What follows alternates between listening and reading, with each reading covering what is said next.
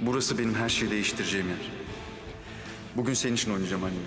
Seni tüm acılarından, tüm sıkıntılarından kurtarmak için. Bu maç bizim miladımız olacak, sana söz veriyorum. Artık kimse seni incitemeyecek.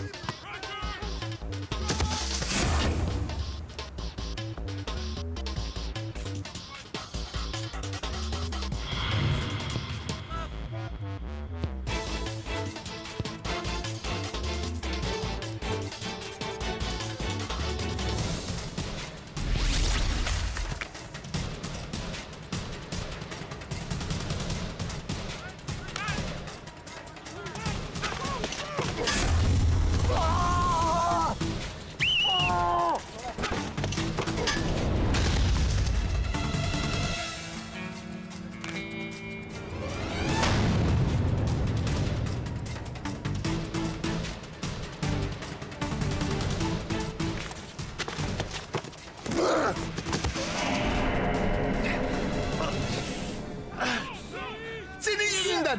Sen yaptın! Hasta mısın? Ne diyorsun sen ya? Bilerek düştün, hepimiz gördük. Ben sana dokunmadım bile. Bilerek yaptın! Ben oynayamayayım diye! Durun. Kardeşim sakin ol. Ya Allah aşkına ne yapıyor oğlum bu?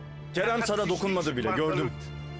Kendi kendine problem yaratıyorsun. Bay Ulik! Bırak tedavini yapsınlar. Kerem, Klaus yerine sen oynayacaksın. Kendini hazırla. Göreceksin sen.